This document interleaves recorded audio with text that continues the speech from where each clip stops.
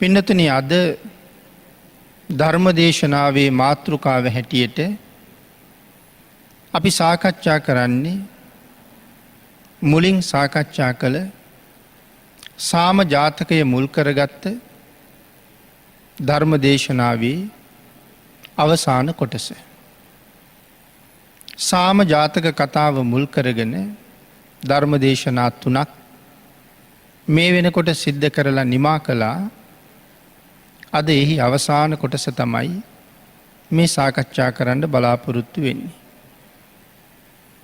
අපේ බුදුරජාණන් වහන්සේ මව්පියන්ට උපස්ථාන කළ භික්ෂූන් වහන්සේ නමක් මුල් කරගෙන තමයි මේ ජාතක කතාව දේශනා කොට වදාළේ. සාම කුමාරයා පිළියක් රජ්ජුරුවන්ගේ හීපහරින් සේ මුහුර්ජා වෙලා වැලිතලාවේ බිම වැටිලා හිටපු මොහොතක අම්මා සහ තාත්තා සත්‍යක්‍රියා කිරීම තුළින් පුතාට නැවතත් සිහි උපද්දවනවා. සාම කුමාරයාගේ පණ නල සාම කුමාරයාගේ සිරුර හැරයයි කියන හේතුව නිසා බහුසෝදරී කියන දිව්‍යාංගනාව සාම කුමාරයාගේ ජීවිතය රැකගත්තා. ඒ කාරණා කීපයක් නිසා. එක කාරණාවක් තමයි සාම කුමාරයා මරණයට පත් වුණොත් සාම කුමාරයාට විදපු පිළියක් රජ්ජුරුවෝ පොරොන්දුවක් දීලා තිබුණා. අම්මයි තාත්තයි දිවිහිමියෙන් රැක බලා ගන්නවා කියලා. නමුත් පින්නතුනි සාම කුමාරයා මරණයට පත් වුණොත් පිළියක් රජ්ජුරියොත් ලය පැලිලා මැරෙනවමයි. පුතා නැති නිසාත් ඊළඟට උපස්ථාන කරන්න පොරොන්දු වෙච්ච රජු නැති වෙන නිසාත් මව්පියෝ බොහෝම අසරණතාවයට පත් වෙනවා. අන්න ඒ නිසා මේ බහුසෝදරී දිව්‍යාංගනාව සාම කුමාරයාගේ ජීවිතේ රැක්කා. ඒකට තවත් විශේෂ හේතුවක් තියෙනවා. මීට ආත්ම භාව 7කට කලින් ඇය සාම කුමාරයාගේ මව කියලා ධර්මයේ සඳහන් කරනවා. සාම කුමාරයා නැවත වතාවක් මව්පියන්ගේ සත්‍යක්‍රියාවෙන් බහුසෝදරී දිව්‍යාංගනාවගේ සත්‍යක්‍රියාවෙන් ජීවිතය ලැබුවහම මව්පියන්ට හරි සතුටුයි. සාම කුමාරයා අම්මට කතා කරලා කියනවා මෑණියනි මට ආයෙත් ජීවිතය ලැබුණා. මෑණියනි එදා වගේම මිහිරි හඬින් මට ආයෙත් ආමන්ත්‍රණය කරන්න කියලා. මව්පියෝ සමග කතා කරලා සාම කුමාරයා වටපිට බලනකොට සිදුවෙන දේ පිළිබඳව හිතාගන්න බැරුව පිළියක් රජ්ජුරුව පුදුමයෙන් පුදුමයට පත් වෙලා බලාගෙන ඉන්නවා.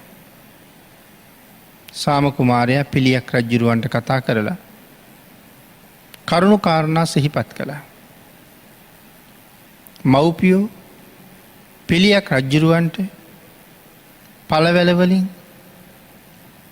සිසිල් පැන් වලින් සංග්‍රහ කරන්න කතා කරනවා.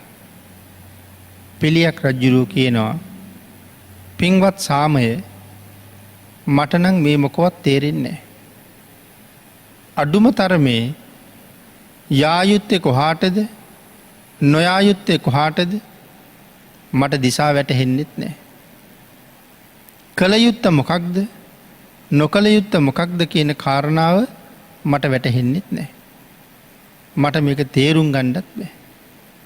මැරිච්ච සාම ඔබ ආයෙත් ජීවිතය ලැබුවේ කොහොමද? සාම කුමාරයා සඳහන් කළා මහරජතුමනි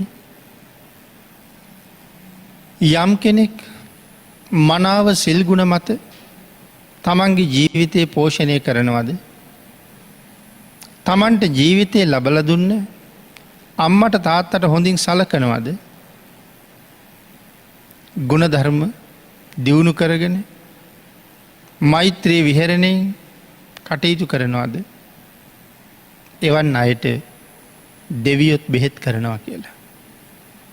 මහරජ එහි සත්‍යතාවය මනාව තේරුම් ගන්න කියලා. මේ අවස්ථාවේම ඒක මනාව දැක ගන්න කියලා. පිළියක් රජ්ජුරුවන්ට ධර්ම දේශනාවක් කළා ස්වර්ණ සාම පණ්ඩිතයෝ විසින්. පිළියක් රජ්ජුරුවෝ පන්සිල්හි පිහිටෙව්වා සාම කුමාරයා විසින්. පිළියක් රජ්ජුරුවන්ට දසරාජ ධර්මය කියලා දුන්නා සාම කුමාරයා විසින්.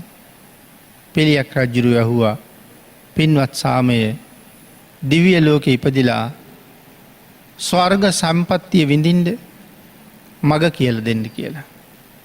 දෙව්ලොව යන්න ඕන්නම් දෙව් සැප විඳින්ට කැමතිනම් මනාව මේ පන්සිල් ආරක්ෂා කරගෙන තමන්ගේ මව්පියන්ට ඇප උපස්ථාන කරගෙන ධාර්මිකව තමන්ගේ රාජ්‍ය කටයුතු කරන්න කියලා.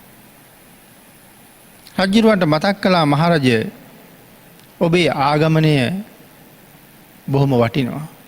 ස්වාගතන් මහරජ. ඇයි එහෙම සඳහන් කළේ?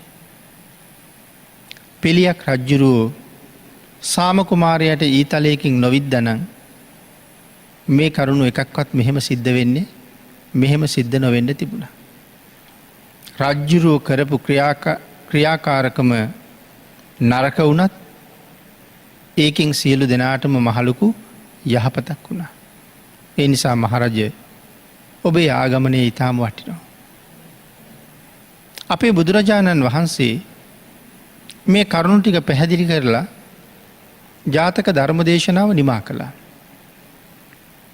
නිමා කරලා සඳහන් කළා මහණෙනි එදා සක්‍ර දේවේන්ද්‍ර හැටියට දුකුල පණ්ඩිතයන්ටත් පාරිකා දේවියටත්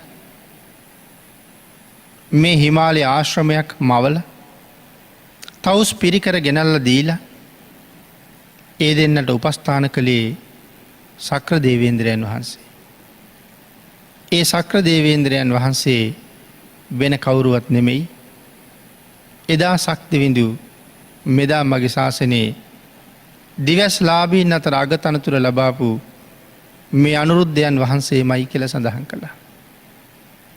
සාම කුමාරයාගේ ආත්ම භාව 7කට කලින් අම්මා බහු සෝදරී දිව්‍යාංගනාව. මහණෙනි වෙන කවුරුවත් නෙමෙයි මෙදා උත්පල වන්නා රහත් මෙහෙණින් වහන්සේ මයි කියල සඳහන් කළා. මහණෙනි එදා ස්වර්ණ සාමයන්ට විසපෙව් ඊයකින් විදපු මහා ශක්තිමත් පිළියක් රජ්ජුරුවෝ වෙන කවුරුවත් නෙමෙයි මෙදා මගේ අග්‍ර උපස්ථායක ආනන්දයන් වහන්සේ මයි කියල සඳහන් කළා.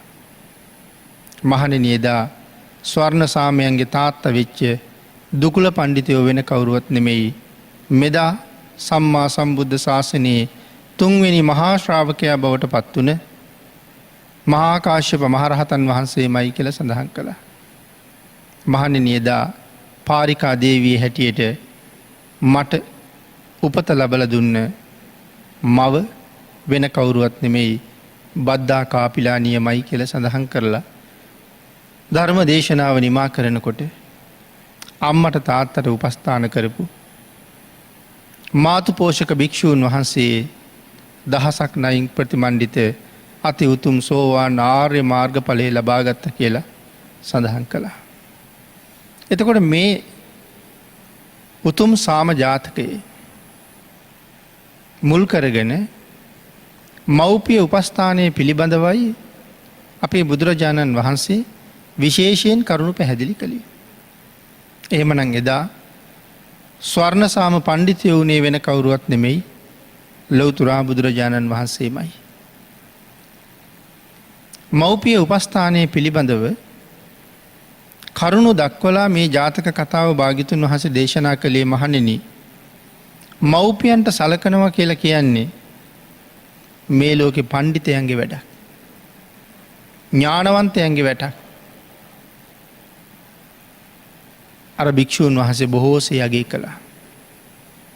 නැවත වතාවක් මුළු සමාජයටම මවට පියාට සැලකීම කියන එක මොන තරන් උතුම්ද මාතෘ පීතෘ ගුණය කොයි තරං ශ්‍රේෂ්ඨද කියන කාරණාවයි ඉස්මතු කළේ. එමනං මව්පියන්ට මේ තරන් බුදුරජාණන් වහන්සේ සලකණ්ඩ කියල අපිට දේශනා කළේ භාග්‍යතුන් වහන්සේගේ ජීවිතයෙන්ම අපිට ඒකට උදාහරණද සපයලා දෙමි. ලොවතුරා බුදුරජාණන් වහන්සේට අපි කියන්නේ යථාවාදී තථාකාරී ගුණයෙන් යුක්තයි කියලා. ඒ කියන්නේ කරන දේ උන්වහන්සේ නොබියව ප්‍රකාශ කරනවා. යමක් ප්‍රකාශ කළොත් උන්වහන්සේගේ ක්‍රියාවෙන්ම ඔප්පු කරනවා. අනාදිමත් කාලයක් සංසාරේ මහබෝසතාණන් වහන්සේ මව්පියන්ට සලකපු හැටි සාම ජාතකයෙන් වගේම තවත් ජාතක කතා ගණනාවකින් අපිට පැහැදිලි කරලා දේශනා කරනවා. මේ අන්තිම ජීවිතෙත් තමන් වහන්සේගේ මව්පියන්ට යම් යුතුකමක් සම්පූර්ණ කරන්න තිබුණනං ඒකත් අපේ බුදුරජාණන් වහන්සේ නොපිරිහෙලාම සම්පූර්ණ කළා. මහා මායා දේවින් වහන්සේ කළුරිය කරලා තුසිත භවන ඉපදුනහම අපේ බුදුරජාණන් වහන්සේ එක වස්කාලයක තවතිසාවට වැඩම කරලා මාතෘ දිව්‍යරාජයට ආරාධනාවක් කළා තවතිසාවට වඩින්ඩ කියලා. තුසිතයෙන් තවතිසාවට මාතෘ දිව්‍යරාජය වැඩම කරහම විශාල දෙව් පිරිසකට අභිධර්මය දේශනා කොට වදාලා. ඒ ලොවතුරා බුදුමවින් ඉස්සරලාම අභිධර්මය දේශනා කරපු තැන. දේශනාව අවසානය මාතෘ දිව්‍යරාජෝත්තමයන් වහන්සේ අති උතුම් සෝවාන් ආර්ය මාර්ග ඵලය ලැබුවා. විශාල දිව්‍ය පිරිසක් මගඵල සහිතව ධර්මාවබෝධය කළා. තමන් වහන්සේට ජීවිතය දුන්න ඒ සත්පුරුෂ මෑණියන්ගේ භවගාමී ජීවිතය කෙරවල කරන්න අවශ්‍ය මූලික පියවර භාග්‍යතුන් වහන්සේ විසින්ම සකස් කළා. අපේ සැරියුත් මහරහතන් වහන්සේ පිරිනිවන් පාණ්ඩ තීරණය කරලා බුදුරජාණන් වහන්සේ ළඟට ඇවිල්ලා වැඳලා භාග්‍යතුන් වහන්සේගෙන් අවසරයක් ඉල්ලුවා. ස්වාමීනි, දැන් පිරිනිවන් පානා කාලයයි. මට පිරිනිවන් පාන්න අවසර දෙන්න කියලා. බුදුරජාණන් වහන්සේ ඇහුවේ සාරිපුත්ත පිරිනිවන් පාන්නේ කොතැනද කියලා. ඒ වෙලාවේ සඳහන් කළා ස්වාමීනි මම උපන් ගෙදරටම වඩිනවා කියලා. බුදුරජාණන් වහන්සේගෙන් අවසර අරගෙන 500ක් විතර භික්ෂූන් වහන්සේලාත් පිරිවරාගෙන සාරිපුත්තයන් වහන්සේ සාරී බැමිණියගේ ගෙදරට පිටත් වුණා. පිරිනිවන් පානා දවසේ උදේ උන්වහන්සේ ගම්දොරදී දැක්කා තමන් වහන්සේගේ ඥාති පුතෙක් බෑන කෙනෙක් එතනින් යනවා. කතා කරලා කිව්වා මම අද ගෙදර එන බව මහෝපාසිකාවට දන්වන්න කියලා. ඒ කුමාරයා ගිහිල්ලා ඒ කාරණාව මතක් කළා. සාරී බැමිණිය තාම මිත්‍යා දෘෂ්ටිකයි. ඇය කල්පනා කළේ තරුණ කාලේ ගෙදර ආවේ නැතුව වයසට ගිහිල්ලා සිවුරු ඇරලා අද ගෙදර එනවා වෙන්දෙයි කියලා. හැබැයි පණිවිඩයක් යවලා තිබ්බා මට මම උපන් කාමරයේ පිළියෙල කරන්න. මගත් එක්ක වඩින 500ක් භික්ෂූන් වහන්සේලාට වෙනම කුටි සෙනසුන් පිළියෙල කරන්න කියලා. අතීතේ නම් කොච්චර දියුණුද. උන්වහන්සේට ගිහි ගෙදර හිටපු කාලි මොන තරං දනස්කන්දයක උරුමක්කාරය බවට පත්වෙන්ට තිබුණද. සාරිපුත්තයන් වහන්සේ කියල කියන්නේ 80 කෝටියක් ධනය අත්තරල ගිහිල්ල පැවිදි වෙච්ච කෙනෙ. අම්මට පණිවිඩ යවන්නේ හැන්දෑවෙනකොට 500කට කුටි හදන්න කියලා. පිනතන කොයි තරං සල්ලි මිල මුදල් තිබුණත් එක දවසින් කුටි 500ක් හදන්න අපිට පුළුවන්ද කියලා හිතලා බලන්න. මොන තරං පරිවාර ජනගහනයක් ඉන්න ඇද්ද. හැන්දෑවෙනකොට කුටි 500ම පිළියෙල කරලා ඉවරයි. රාත්‍රී ස්ථාන දිවා ස්ථාන සහිතව රැට ඉන්න වෙනම තැන් දවල්ට වැඩ ඉන්න වෙනම තැන් එව්වට සේනාසන යහන් මේ සියලුම දේවල් පිළියෙල කරලා. සාරිපුත්තයන් වහන්සේ ගෙදරට වැඩම කළා. ගෙදර අයත් එක කතා බහ කළා. උන්වහන්සේ වෙනුවෙන් පිළියෙල කරපු කුටියට ගිහිල්ලා උන්වහන්සේ වැඩ හිටියා. රාත්‍රී කාලයේද උදා වුණා. මහරෑ ආසන්න වෙනකොට සාරිපුත්තයන් වහන්සේ වැඳගන්න සතරවරන් දෙවිවරු සක්‍ර දේවේන්ද්‍රයන් වහන්සේ තවත් නොයෙක් දේව ගණයා විශාල වශයෙන් මහා බ්‍රහ්මයත් ඒ අතර වැඩම කළා. මුළු පරිසරයේම මහාගිනි ජාලාවල් පාත්වෙනවා වගේ ආලෝකයෙන් ආලෝකයට පත්වෙලා. සාරි බැමිණිය පුදුමෙන් බලාගෙන ඉන්නවා. බැරිම තැන සාරිපුත්තයන් වහන්සේ ළඟට ගිහිල්ලා අහනවා ස්වාමීනී අර ඉස්සරලාම ගිනි කඳන් 4ක් වගේ බැබලි බැබලි ඇවිල්ලා ගියේ කවුද කියලා. මේ වෙනකොට සරියුත් මහරහතන් වහන්සේ අතිසාර රෝගයෙන් පීඩාවට පත් වෙලා හිටියේ.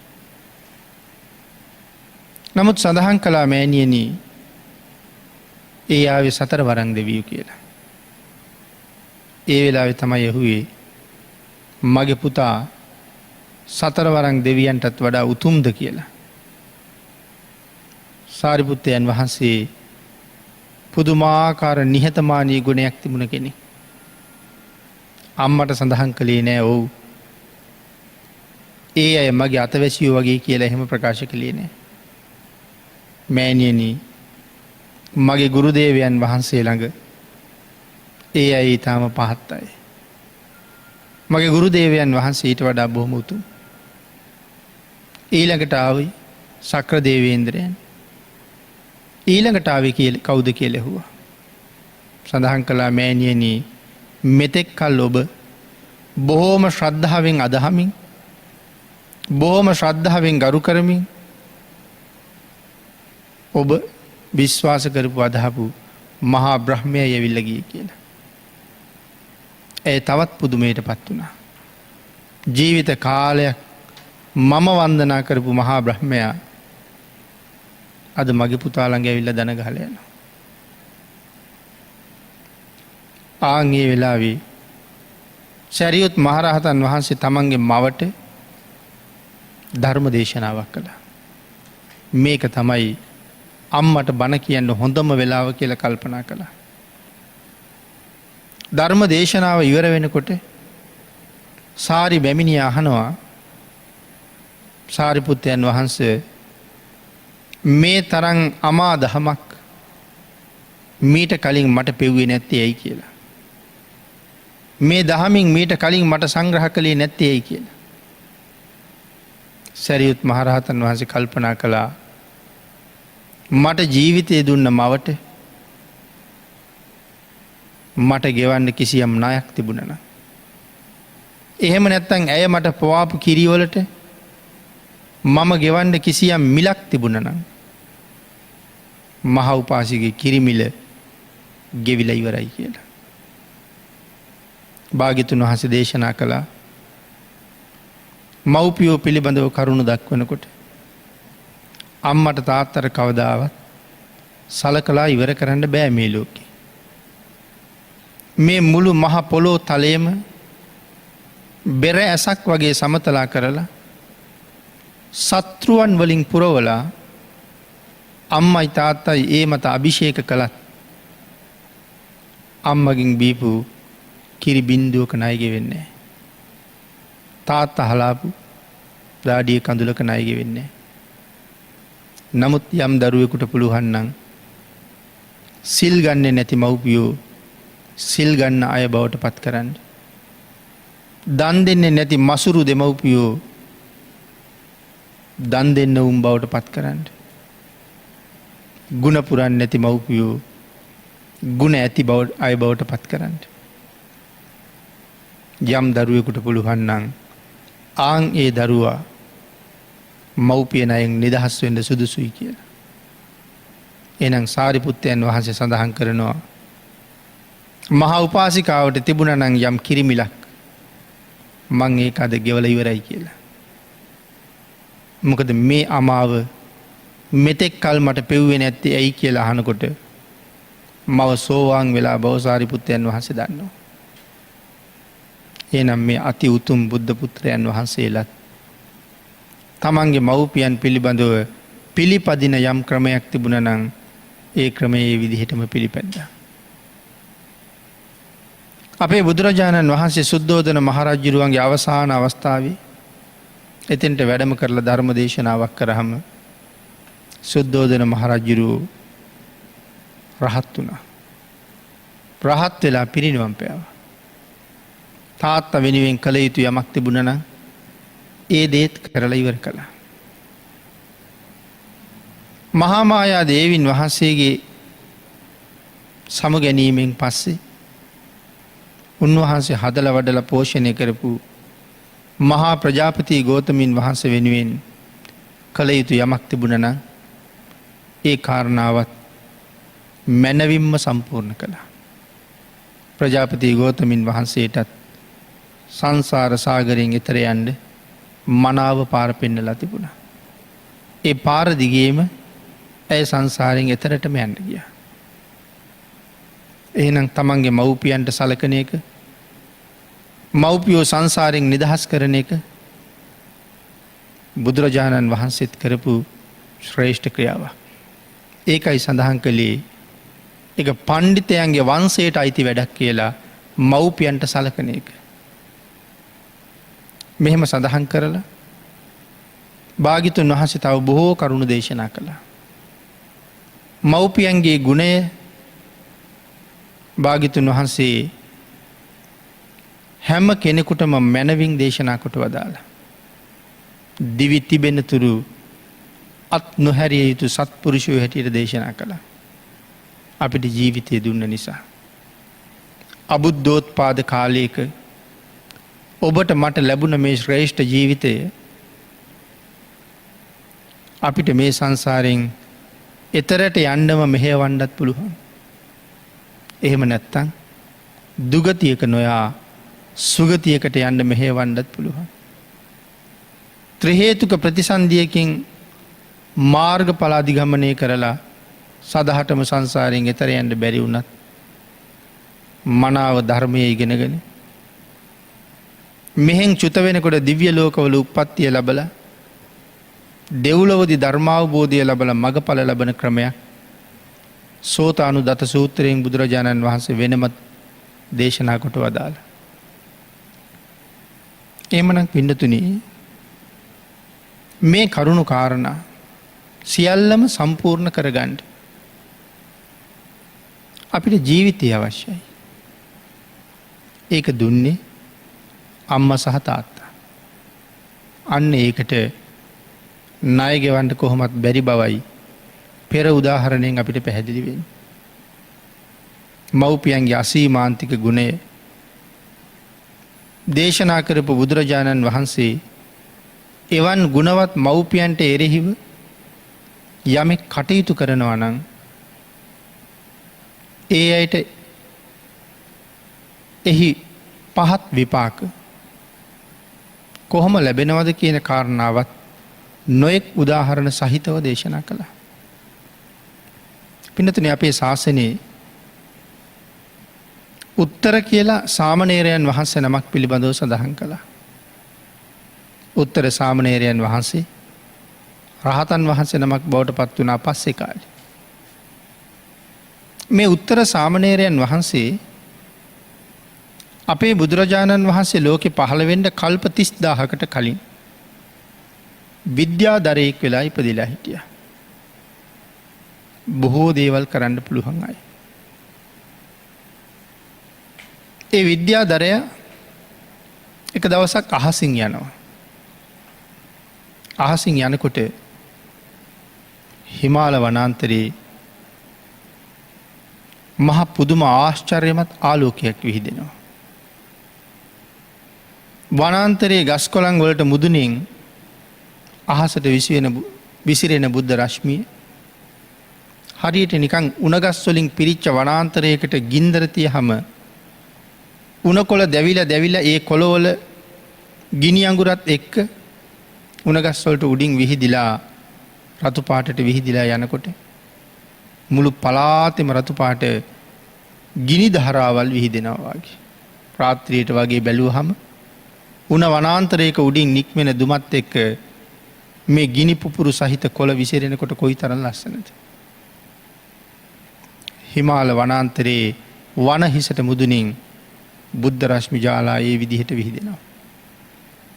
ඒක දැකලා විද්‍යාධරයා මේ අපූර්ව ආලෝකය කොහෙන්ද කියලා බැලුවා.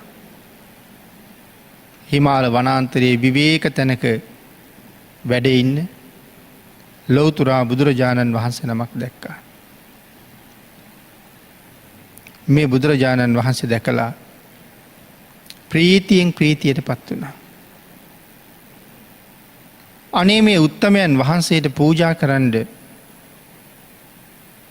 මට මොනවත් නැද්ද කියලා කල්පනා කරනකොට ළඟම තියෙන ගහක මල් පිපිලා. කහම කහපාටයි. ඒ කිනිහිරි මල්. මේ විද්‍යාධරය කිනිහිරි ගහෙන් මල් 3ක් කඩා ගත්තා. ඒ මල් 3 කඩාගෙන බුදුරජාණන් වහන්සේට පූජා කළා. ඒ මෙයින් කල්ප 30000කට අතීතේ.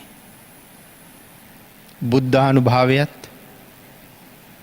විද්‍යාධරයාගේ ශ්‍රද්ධාවත් මේ මල් 3 අහසට පැන නැගිලා නටුව ඉහළට භාග්‍යතුන් වහන්සේගේ හිසට මුදුනින් කුඩ 3ක් ඉහළුවා වගේ රැඳිලා තිබුණා. සුමේද බුදුරජාණන් වහන්සේ. ඒක දැකලා තවත් ප්‍රීතියට පත් වුණා. මේ විද්‍යාධරයා මැරිලා ගිහිල්ලා දිව්‍ය ලෝකෙ ඉපදුණා. තමන් කරපු පින්කම පිළිබඳව ඒ තරම්ම සතුටක් ප්‍රීතියක් තිබුණා. අන්න එතන ඉඳලා කල්ප 30000ක්ම දෙව්ලොවයි මනුලොවයි විතරක් සැරිසරුව කියලා සඳහන් කරන්නේ. කල්ප 30000ක්ම සතර අපායක ගිහිල්ලම නැහැ. අපේ බුදුරජාණන් වහන්සේගේ කාලේ නැවත වතාවක් මනුස්ස ලෝකෙට ආවා.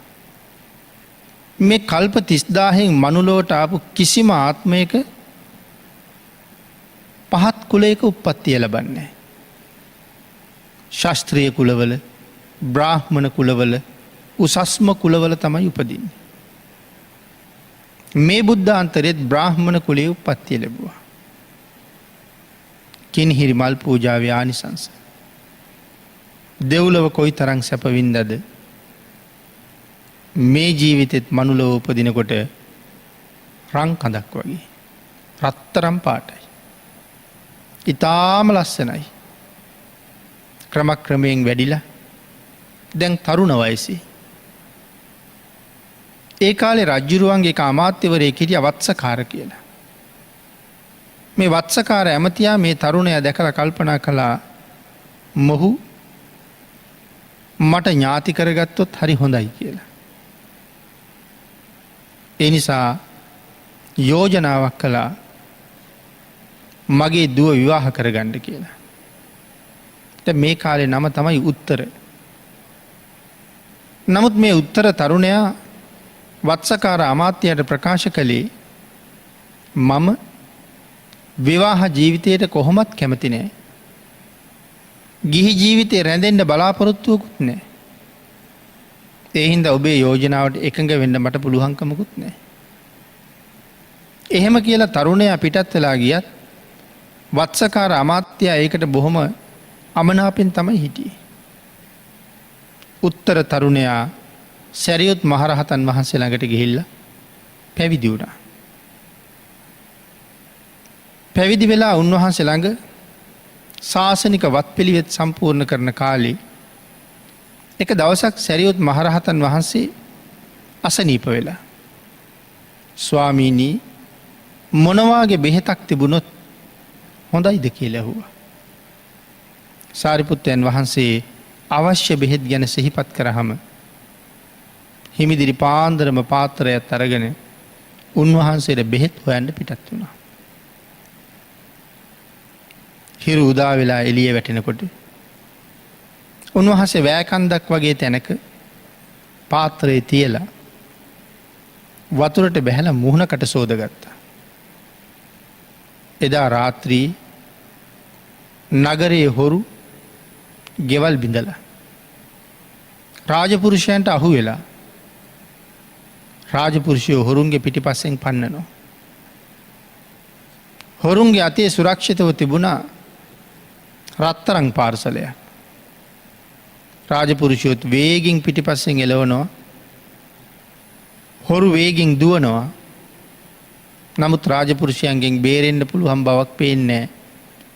ඒ දුවගෙන යන ගමන් අර වෑකන්ද උඩ තියලා තිබිච්ච පාත්‍රය දැක්කා. අතේ තිබිච්ච රත්තරන් පොදිය පාත්‍රයට දාලා දීවා. සාමණේරයන් වහන්සේ මුහුණ සෝදගෙන පාත්‍රය ළඟට ඇවිල්ලා අතට ගන්නකොට ඒක රත්තරන් පොදියක්. ඊළඟට වටපිට බලනකොට රාජපුරුෂයොත් එතන. ඔවුන් කල්පනා කළේ මේ තමයි හොරා. එහෙම්මම අරගෙන ගියා වත්සකාරා මාත්‍යගාවට. රත්තරන් සමගම සාමණේරයන් වහන්සේ ඉදිරිපත් කළා. වත්සකාරත් අඳුරගත්ත මේ කවුද කියලා. වත්සකාර අමනාපෙන් ඉන්නේ. මගේ දුව විවාහ කරගෙන සැපට ජීවත් වෙන්න කියප එක ප්‍රතික්ෂේප කරලා දැන් ගිහිල්ලා මේක තමයි කරන වැඩි. හොරකම් කෙරුවද? කවුද මෙව්ව දුන්නේ? කිසිම දෙයක් විමසුවේ නැහැ.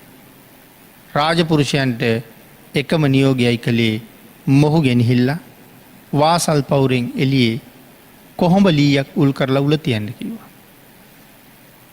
රාජපුරුෂයොත් උන්වහන්සේ කැටුව ගිහිල්ලා දොරටුවෙන් එළියේ කොහොඹ ලීයක් උල් කරලා උල තිබ්බා. සැරියුත් මහරහතන් වහන්සේට ආරංචි වුණා. ආරංචියත් එක්කම උන්වහන්සේ ඒ කාරණාව බුදුරජාණන් වහන්සේට මතක් කළා. අපේ බුදුරජාණන් වහන්සේ මේ සාමණේරයන් වහන්සේ දිහා ඥානයේ මෙහෙවල බැලුවා. සංසාරේ හුඟක් පින් කරපු කෙනෙක්, සසර හුඟක් භාවනා කරපු කෙනෙක්. මේ වෙනකොට කුසල් හොඳටම මෝරලයි තියෙන්නේ.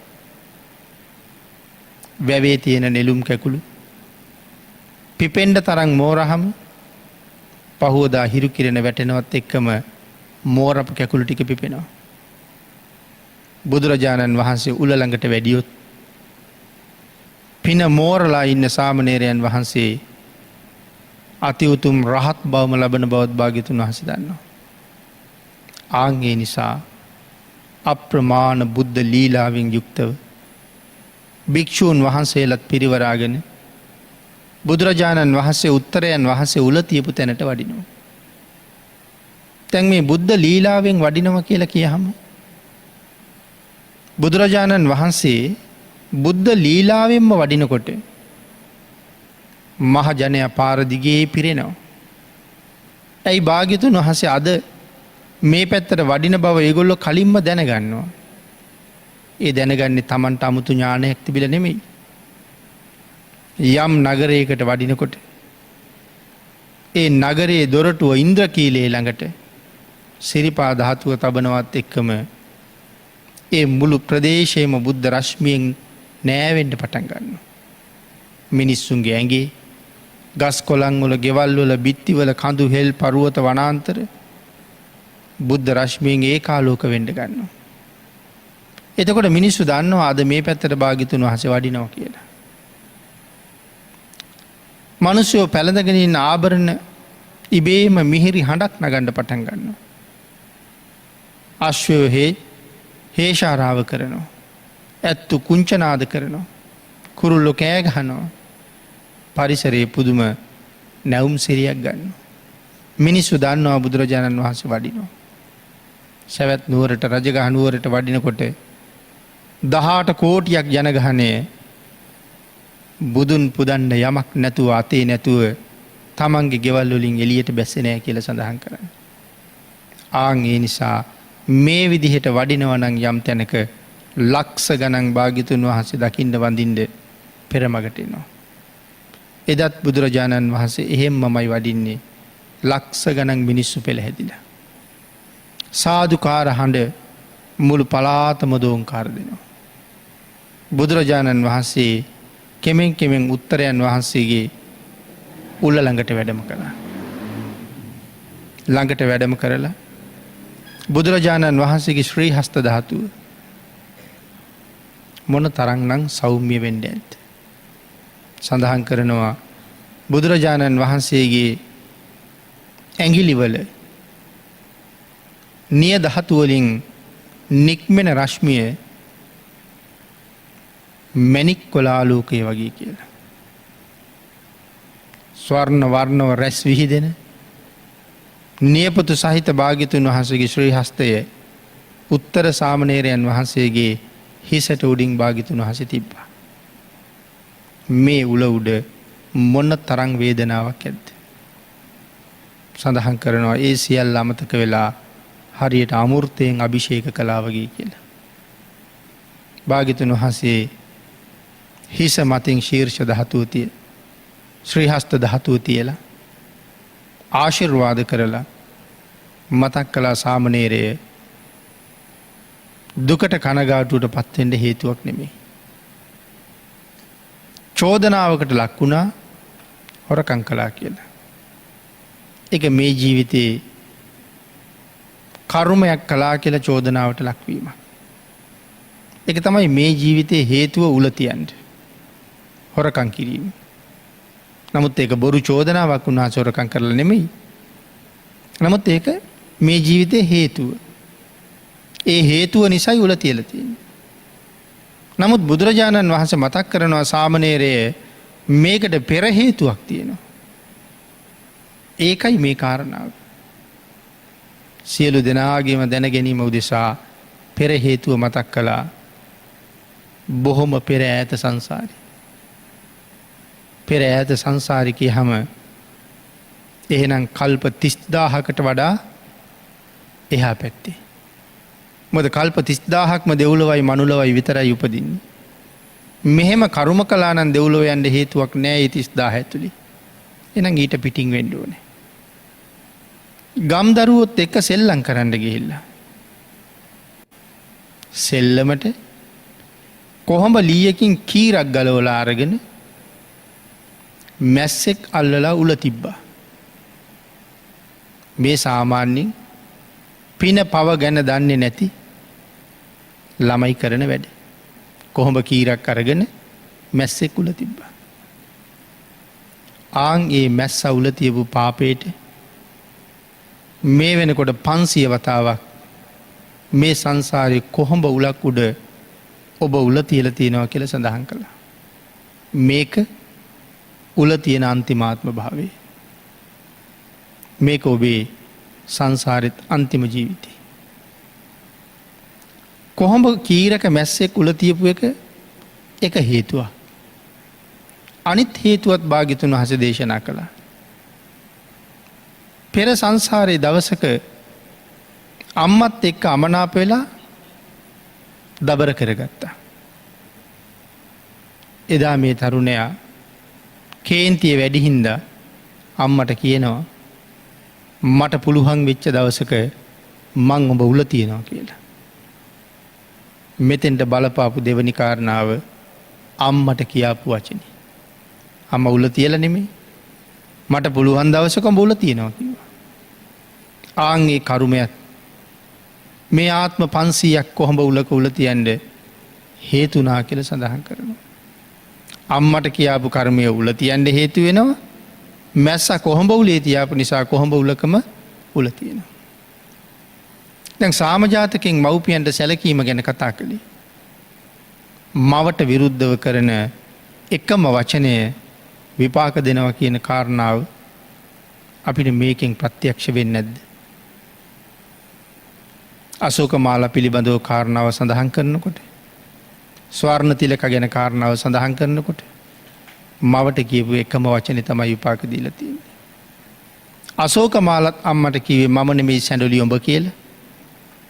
රැස් විහිදෙන 12 රියනක් රැස් විහිදුනත් සැඬල් කුලේ උපදිනවා. ස්වර්ණ තිලකත් එහෙමයි. ශරීරයෙන් විහිදෙන රශ්මිය බලන්න පුදුම ලස්සනයි. ඒ තරම්ම ලස්සන රූපයක්. නමුත් ස්වර්ණ තිලක උපදින්නේ සැඬල් කුලේ. ස්වර්ණ තිලක ඒ තරම්ම ලස්සනයි. රජවරු 5 දෙනෙක් ස්වර්ණ තිලක නොලැබීමේ දුකට මැරෙනවා. ඒ ස්වර්ණ තිලක විවාහ කරගන්න ඔක්කොම කටයුතු කරලා ගිහිල්ලා කතා කරලා බලහම ඇය සැඬල් කුලේ. සැඬල් කුලේ කෙනෙක් විවාහ කරගත්තොත් මහ නින්දාවකට ලක් වෙන්න වෙනවා. ආන් ඒක හින්දා ඇය ගැන හිතලා මැරිලා යනවා. නමුත් මේ දෙන්නම අම්මට විරුද්ධව පාවිච්චි කරලා තියෙන්නේ එක වචනයයි. එතකොට අපි අද පාවිච්චි කරන වචන, අපි අද ක්‍රියා කරන හැටි, ගහන බනින සැර කරන රවණ හැටි විපාක දෙන්න පටන් ගත්තොත් මේ සංසාරයේ කෙරවල කොහෙද කියලා නම් කොහොමත් හිතන්න වෙන්නේ. ආන් ඒක නිසා දුවා දරුවන්ට නමුත් අම්මගේ තාත්තගේ වටිනාකම පුංචි කාලෙම කියලා දෙන එක සත්පුරුෂයන්ගේ හැබෑම සත්පුරුෂ ගතිය. මව ගැන විතරයි කරුණු සඳහන් කළේ. පියත් ඒ හා සමානමයි. එහි කිසිම අඩුවක් නෑ. එහෙමනම් මේ උතුම් සාම ජාතක කතාව මුල් කරගෙන මව්පියන්ට සැලකීමේ වටිනාකම, ඒ යුතුයකමේ තියෙන ශ්‍රේෂ්ඨත්වය ඉතා ගැඹුරින් අවධාරණය කළා.